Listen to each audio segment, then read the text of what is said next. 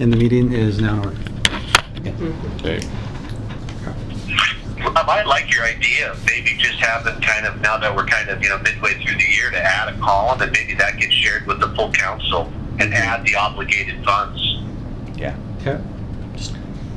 Yeah, just calling it that, obligated funds, and it's got, and Yep. you could Tell net the it. whole story. Yep. The other thing I'm going to start probably in the next couple of weeks, I'm going to send out monthly budget reports to the full council so we can keep track on a monthly basis, Right. budgets to actuals, now that we've completed the software conversion. Plan with a couple of reports, so expect to see some of that stuff come in your email. Yeah, like to see that. That sounds good. Okay.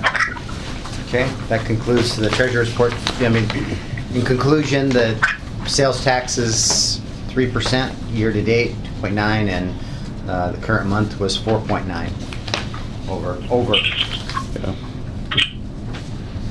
Yeah. Moving on to Tremont, I don't know if the mayor wants to give you an update of where we are with that project. If you haven't, paint went down today on the road, so started. There's about 5 days worth of painting to wrap that phase of it up, and the next 2 days are rainy, so there won't be any painting going on for the next couple of days. But Friday and into next week, it's thermoplasty on the crosswalks. There's a lot of bike symbols to go on the bike paths and stop bars, but they brought out 2 painting machines today, and they knocked out, if not all of it, 90% of it, the striping today. So really taking shape. Yeah. On the funding side, we're anticipating bringing for you the resolution or an ordinance for the city to accept the $1.3 million of grant funds. So Gladly. see that. So see that coming over next month. Yeah, or I so signed once- those once we get documents those. today. Okay. And we're really, it might be possible that we could open the road early, but we're going to be right down to the wire. I just think we wait, and and I was talking to Bob Smith about this today. It's a safe work. Well, the moment we open this road up, we're going to get 12,000 cars a day, and we still have workers there, and it's a safety issue for them, once traffic's flying down that roadway. And by having the detour, and it slows traffic. It just does. It calms traffic. It's an inconvenience, but we're almost there. My thought on that is people have been doing that for 18 months, Yeah, so another, I- 24 actually. Yeah. okay, another few I think weeks I'm is used not to it, gonna, so yeah. what's another couple weeks? Okay. Sorry, Sean, but Noah's opening up one of his fabulous PowerPoints on the screen. I'll do a live narration on the colors for you, Sean. It's about the House Bill That's my 20. cue to take a quick nap. So there's a lot of good information out there on the affordable sales tax. So I wasn't trying to recreate anything. I borrowed from the Housing Commission, MRSC, and AWC. So in the package you have a frequently asked question that goes into a little more depth. I'm gonna hand this out tonight along with the other MRSC handout. And so this is just a boiled down version of all that. I think these will just be our speaking points tonight along with the FAQ if you guys are comfortable with that. So the affordable sales tax to support affordable housing, HB 1406.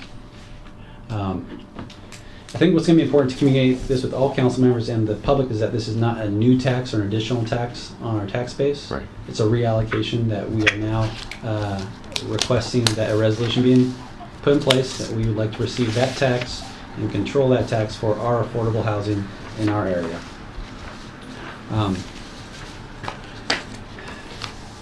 Funds won't be collected till the beginning of 2020, so we're trying to take the most aggressive steps to get this in place. Again, the bill goes into effect July 28th, 2019. There's nothing in the bill that prevents us from simultaneously taking action to adopt a resolution of intent. And then after we complete the resolution of intent, we would then go forward and actually create, over the next 6 months, what our plan is to use these funds and then adopt an ordinance stating that we would like to receive that tax and what our plan is for the use of the funds. So the mayor and I have kicked around several ideas. We're trying to stay away from creating a new body, a new program inside the city. It's definitely worth looking at, but we talked about contracting with another local agency, and then putting some parameters of the program in place that they could report back to us. Okay, I have a question on your, well, Yeah. I guess I No. can continue by you. It's likely about $40,000. We can't come close to paying for an employee. My knee-jerk reaction is Bremerton's got a very successful program they just kicked up this year that's a rent subsidy. So they target low-income folks, they in market rate apartments, and they subsidize their rent so that we can have folks with living wage, that live and work in our community Yeah. can afford to live in our community. And whether it's the county or Housing Kitsap are the two logical partners. That's the same thing. I mean, the article that Paulsville was in the paper on Paulsville, it's pretty much the same thing. Yeah, and pretty much every city in Kitsap County is taking part in adopting their sales tax. Again, if we don't adopt it, then it reverts to the county. When the county gets it, we don't lose control. Right. We might give it to the county, but we want to have our controls on it. Yeah. But Yeah. in order for us to get the full 0.14, the full amount, we have to have a qualifying tax. If we want to, okay, so two things. If the county doesn't go forward and adopt a resolution 10, go forward to claim the tax, which we think they will do, Yes. so we don't think that is an avenue, then yes, the other option would be to become one of these qualifying cities. Now, I think there's only 5 in the state that are actually qualified and have gone through that process. I'm not proposing we do that. Now, it's something Okay. the council could consider. Okay. At this time, we're targeting the lower tax rate Okay. and just doing the minimum Okay. and not taking that extra step on the local level. Right. There's I one- just didn't think it would generate enough. And on the back page here, Beck, I put the values that are being estimated for what we received. So at the .0073 rate, we would generate roughly $42,000 in sales tax Right. revenue. See, because what I was thinking is even if we had the full, the 85, that didn't justify another tax to our citizens. No. I agree. That just didn't make sense to me, so. And the cities that, go ahead, Sean. I just had one comment. I like the idea of us, being able to help control these funds. So I think we may be able to make them just more efficient. However, just big red flag. Like if we only collected the 0073 rate and it is $42,731, let's make certain that it's not costing us $100,000 to spend 42. Correct. Correct. Yeah, we're totally, the only way we're going to do this is enter into an ILA with Yep. somebody else that's already got a program, and we want them to manage a program in the city of Port Orchard. Yep, and that I can support. And the cities, the example, like one of the qualifying cities is it's Ellensburg, and there's the 1/10 to 1% that you can put to arts.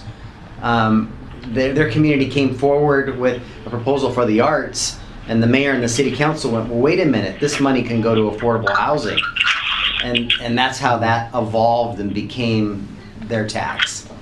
And our county already has the 0.1% for mental health, so I think the county already has a qualifying Well, there's tax. another percentage out there that could be had for this, but Right, I'm but not I think, proposing we. No, we're not. We're not proposing No. doing that at all. no, but I believe the county, our county has a qualifying tax.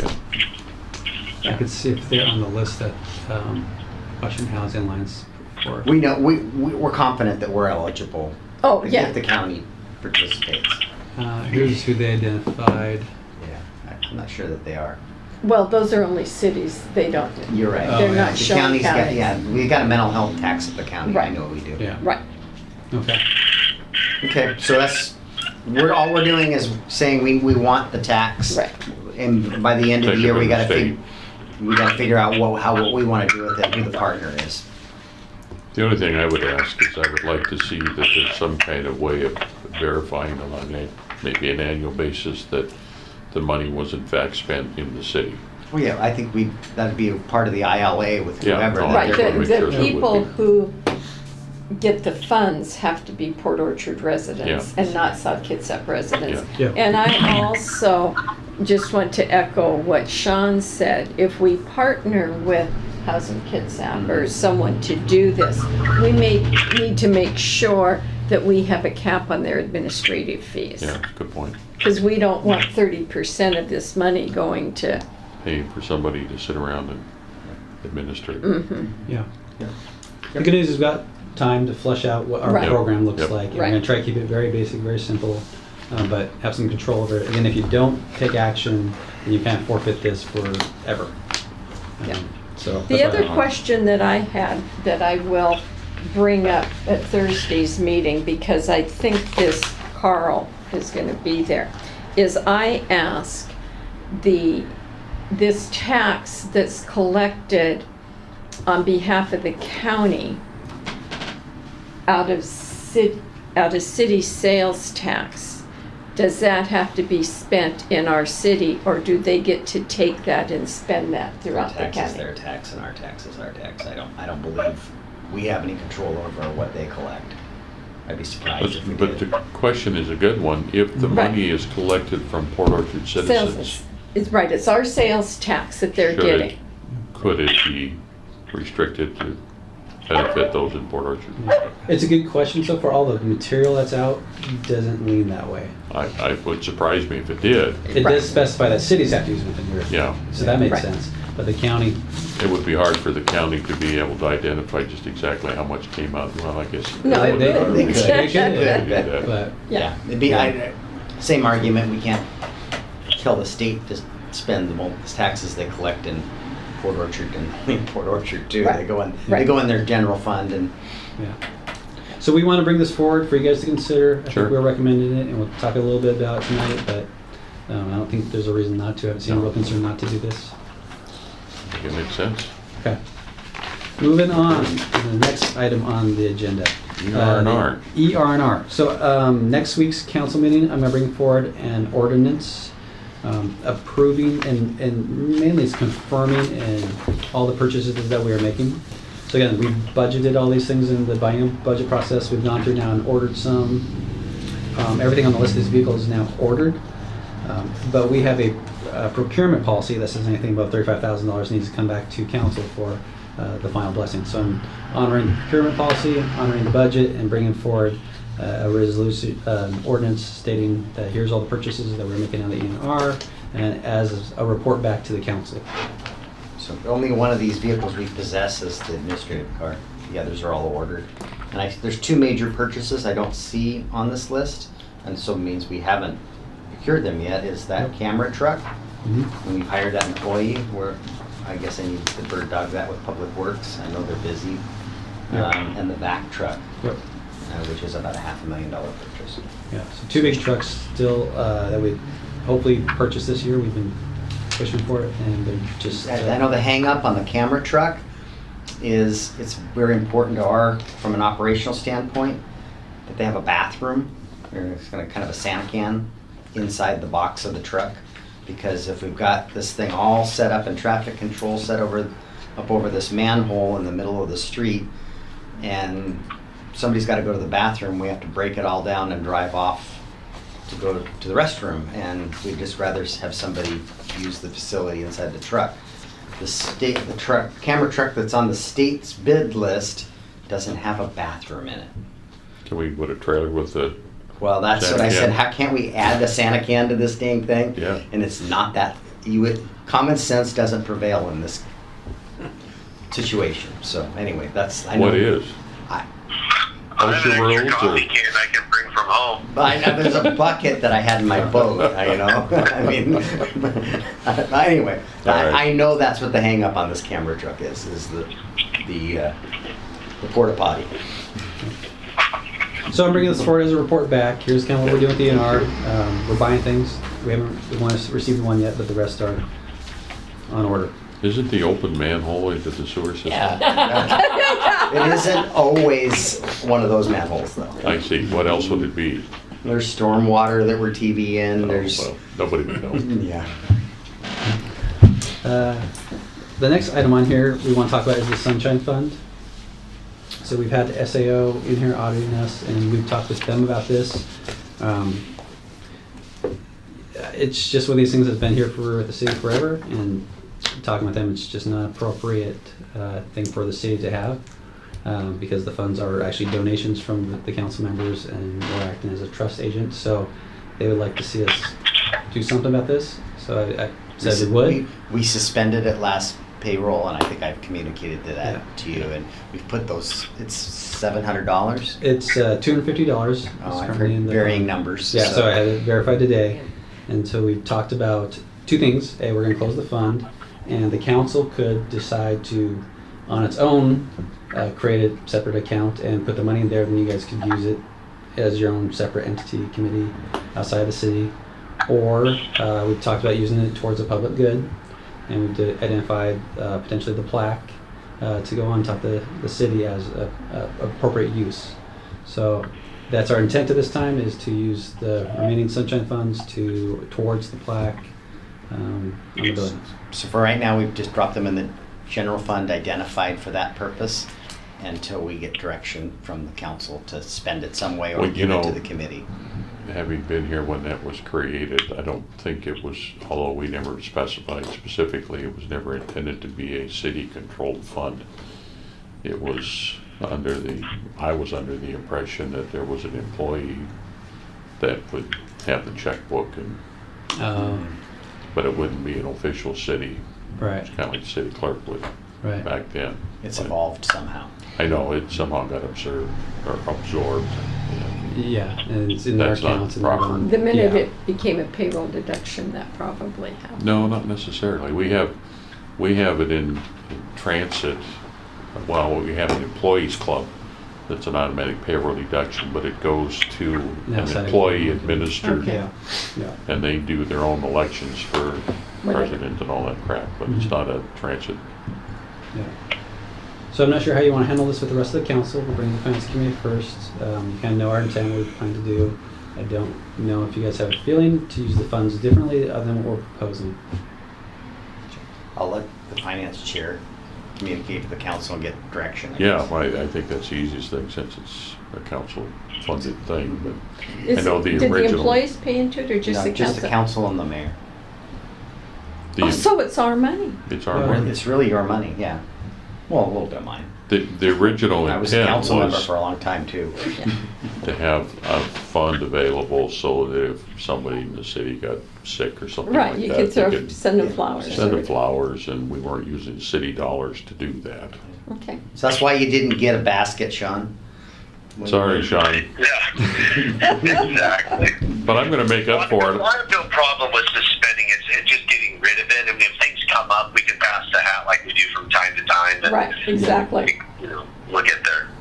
The only problem with that, and we tried that earlier on, and it's a new day, we could try it, but you're always gonna get somebody that's, well, I'm not gonna contribute to that person or that issue, or, Or something happens and the council meeting isn't for 2 weeks and yeah, so-and-so had the baby.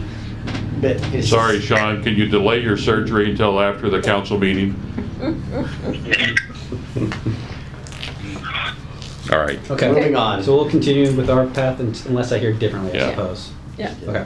yeah, yeah. Moving on, H&R policies. I've mixed up my papers. Did you have copies already? Were they in the packet? No, or do I need? Oh, they are in the packet. Did we mix it up and mix them in? Is that for the equipment fund? Affirmative action program, Yeah. Okay, so that's, clarifying benefits. there we go. We'll take the affirmative action one first. Ordinance that would repeal a section of the municipal code that was enacted in 1975 when the voters basically repealed affirmative action in 1998. That code sat silent. Affirmative action's coming back by another initiative and action of the legislature. The city could enact affirmative action.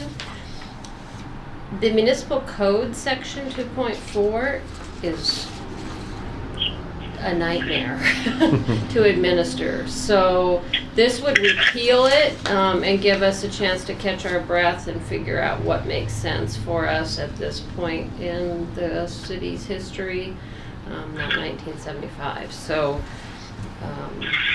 that's the intent of this, is just to repeal that on or before the Now, wouldn't the state statutes prevail if we didn't put anything in our code? But state statute says the city may enact.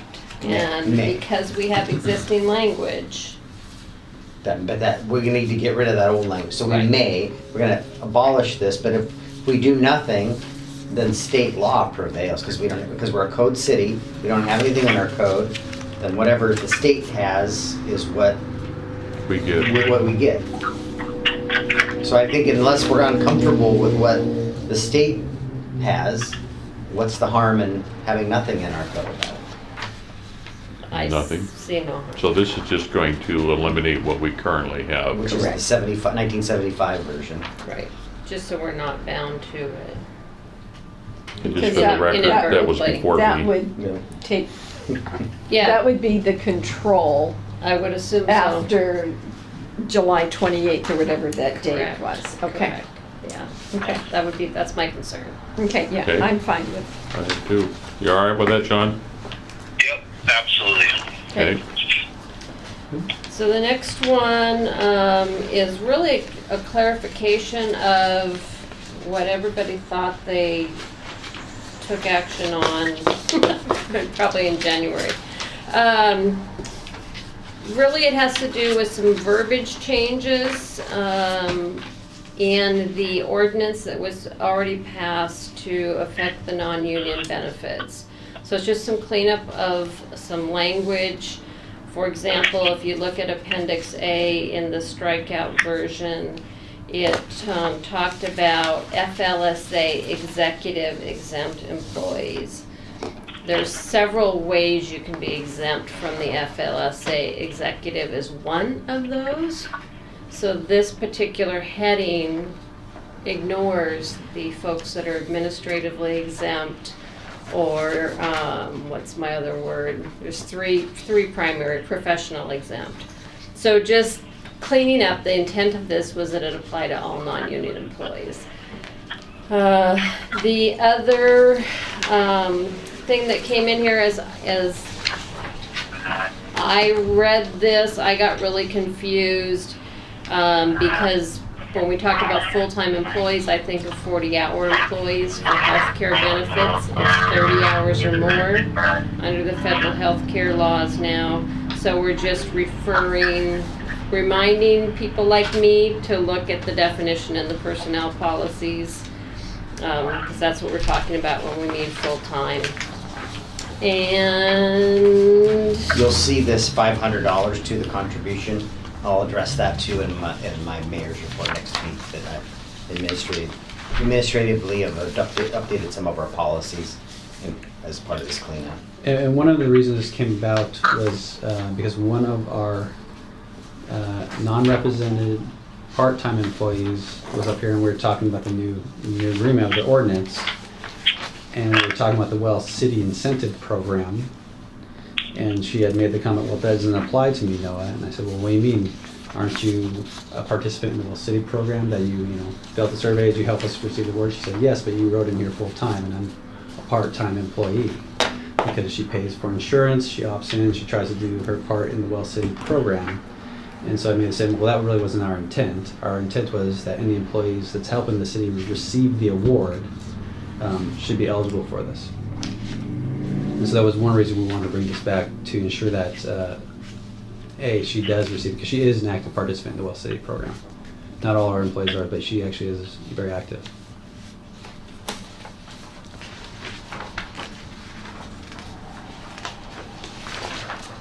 So it sounds like it's cleanup.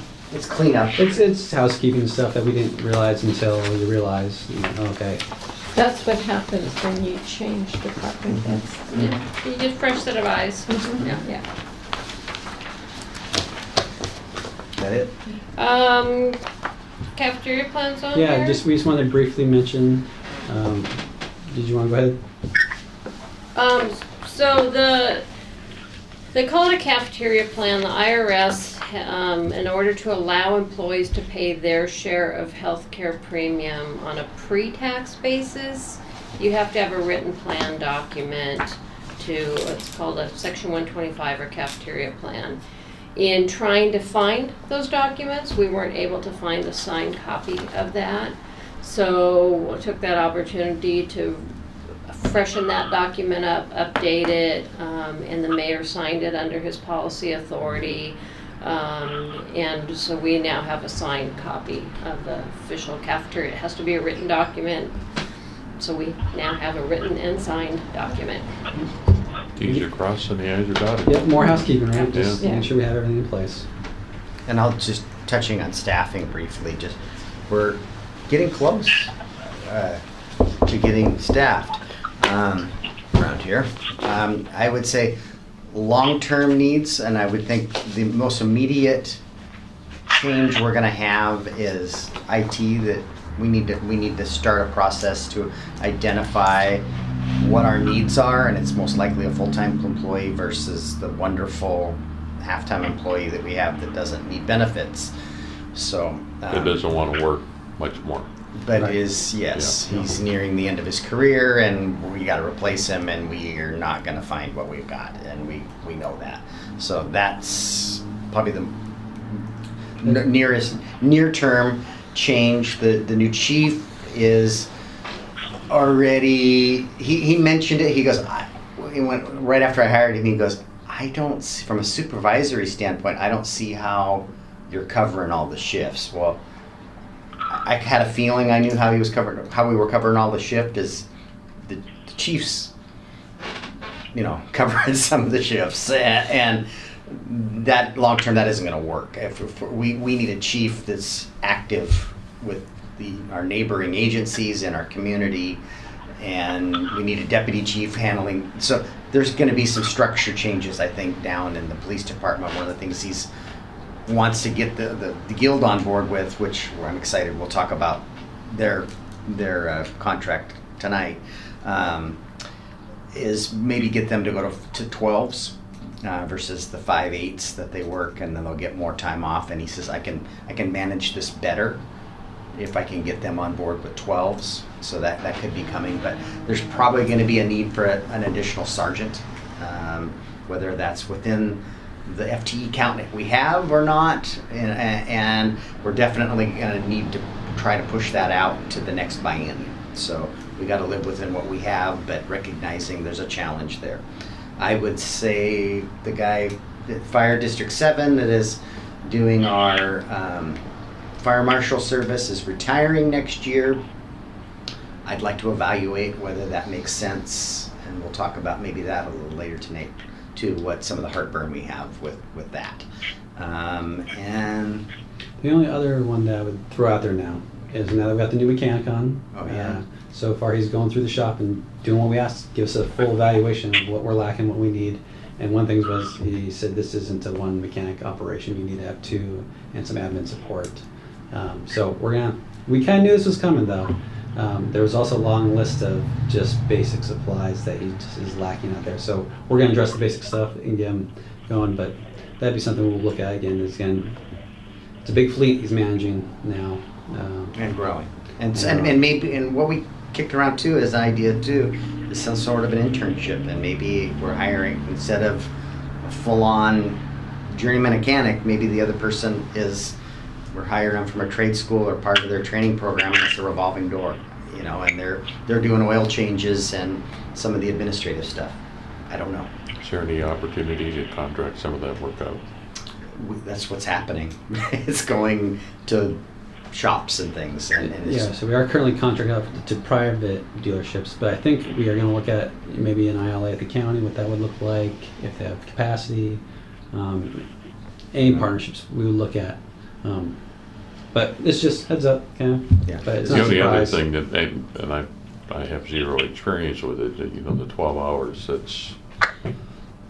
that concerns me only from the standpoint that, that's a lot of, that's a lot of work, and when and you I'm get not here to pitch past it. I'm 10, just- I understand, I would just, if it's been done elsewhere, that would be great if we have something to point to, but I a understand, 12-hour yeah. shift per person, You if don't it's think so? not a fireman where you're sitting around It's and not- relaxing, It's not in the contract currently. Yeah. So, I understand, but if you're gonna work that way, I just wanna make sure that Yeah. there's something that we're gonna get. Yeah. Is it worth that Needs kind of more a? information on. We do, Yeah. and I'm just Yeah. sharing a Yeah, conversation. no, I appreciate that, but And so those are the I like, we're talking internally, I'm just sharing, Yeah, and no, I people are appreciate that. expensive It's nice to and long think out of the term. box, but We know there's Yep. needs out there. Well, every long time term. we increase our expenses, we need to figure out how to increase our revenue. Right. Yes, we do. yeah, I do want to mention, in case you're here during the day, we have a temporary employee out front now filling in for Michelle, who's off with her newborn baby. So her name is Becca. And she'll be filling in for those 6 or 8 weeks, however long it is, until Michelle's ready just to come back. tell her to shoot first if there's a strained face. And Brandy's managing her budget. She's Becca's only here part-time. Brandy and Janine are covering the other hours. Okay. We're- Nick wants to talk about the climate. All right, so in the, when we adopted the current budget, one of the items that we asked for that was put on the mid-year review was a resiliency study that the county is conducting, and they've invited all the cities in the county to participate in this project. They're gonna complete it by the end of 2019. It's supposed to be completed by December 31st. The idea of the study, and this actually dovetails with our required shoreline master program update, where we have to look at sea level rise as a component of our shoreline master program. So it's very likely the type of company that is applying for this work may also apply for our shoreline master program, which we're about to issue an RFP on as well. Anyway, the assessment, they're not conducting new science or new research. They're simply it says it's going to consider the probability of a wide range of impacts as they apply to Kitsap County, including but not limited to the following: fire, local government finance, including insurance premiums, bond ratings, tax revenue, etc., the economy, public health, agriculture, geologic hazards, hydrology, cultural resources, habitat, and public infrastructure. And so it's going to put one report together that really looks at Kitsap County, and if we want a chapter on Port Orchard, we can participate in this for $10,000. If we don't want to go forward, that's fine. We're still going to be looking at sea level specifically as part of the Shoreline Master Program. But unfortunately, the county is issuing the RFP on this now, and we have to let them know relatively soon whether we're going to participate. I think this can fit into my existing budget without a budget amendment under professional services. I think we can manage this additional cost this year if we want to go forward. But What do you want to do? So check me if I'm wrong on this. I believe some of the grants out there that we could be pursuing in the future, Correct. this will be a box we have to check. yes, if we have looked at climate resiliency, it can help our bond rating. It can help all kinds of things for the city by doing this work. So that there's potentially some real benefit to having this, and at the same time, we might learn things that we don't want to know and be forced to confront them. Again, I guess I'm looking to you as the expert. I Worth the think it's a investment? worthwhile project. I don't think it's going to take a lot of staff resources. It's just an interlocal agreement that we would bring forward with the county to agree to pay $10,000, and they're going to look at our city as part of this. Will we have any participation in working with a consultant, or we just stand back and wait for the report? We will be invited to participate. I think the level of participation, we need to kind of see how things are going. And it sounds like they're doing a lot of data gathering, mapping, and sort of assembling of information, more so than it's an outreach based. My question is this a report that's going to sit on a shelf? Or is this a report that we can actively use? Well, I think that portions of it we can actively use, and I think that it's a report on the shelf that has benefit from time to time when you're filling out a grant application or some other. Because we're checking a box. Yeah, you're checking the box. But I think specifically having our shorelines and downtown flooding issues evaluated as part of this is probably worthwhile. And like I said, it is a pretty good synergy with the Shoreline Master Program work we're going to do. It's possible that once we find out who's submitted for this, that those companies would also submit for our project, and so they're going to look real closely at Port Orchard. There's some cost. I don't have a problem with it. I don't have a problem as long as it's useful. Yeah. I'm tired of reports that, Well, it sounds like it would be useful from checking the block and, In our grants. applying for grants, and certainly if we get some benefit out of it by looking at the downtown area. So do we want to report to the full council and then get a nod of the If heads, it's or? within your budget, I think we could, what, think we should go the for it. downside to that is, next year, all of a sudden, something else comes up that we may need to put Right. money back in his bucket to replace this next year, but we should be able to manage Well, it. the interlocal agreement will have to be approved by council. Yes. So that'll go to council. So I'll get that prepared and in front of the whole council soon. Okay, and the last item on this agenda is a GIS update. I'm bringing this forward only because I just want to update you. Bravo went to ABC and got immersed in GIS, and so I got really excited, which is great. So I thought, okay, I better GIS bring champion. a brief update before we get too excited. So again, in the biennial budget, we planned a three-phase approach for getting our GIS up to date. And for the first year, we were hoping to get through those three phases. 6 months in, we're only through phase one and completing phase one.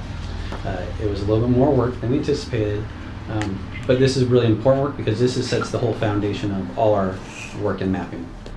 So what I'm going to bring forward is, or actually what I'm going to sign hopefully this month, is another contract with AWC for another $2,500 for another 20 hours of GI consulting services to complete phase one with 10 of the hours, and then the other 10 hours we're going to use in reserve for the next phase 2 and 3. So I'm going to ask for more budget authority. I'm going to use some of what we budgeted in phase 3 up to phase 1 because phase 1 took a little bit longer, a little bit more costly than we anticipated. So it's a budget adjustment. I think it makes sense if you want to continue to move the city forward. And JS and hearing the mayor come back, very excited about what the potential is. So yeah, this is critical because this is the foundation of anything we want to do in the future. So about how much? $2,500. 25? Yeah. You should be able to get that out of the mayor's budget since he's moving forward, so. Yeah, we have the money in. Yeah. We got tremendous value out of the first 2,500 with the needs assessment and the contract and the work that we've done to date. So everything's kind of really moving forward. Sounds good. Okay. Before we had the consultant come in, everybody had an opinion about their silo of this, and it brought all those ideas together, and now we're all on the same wavelength. We've agreed on the platform and how we're gonna move forward, Good. which is fabulous, because we brought in experts. That's good. Okay, Okay. anything else for the good of the order, because we're cutting it close. Nothing. None here. Meeting's adjourned. Thanks, Okay, Sean. thank you, Sean. Go back to napping.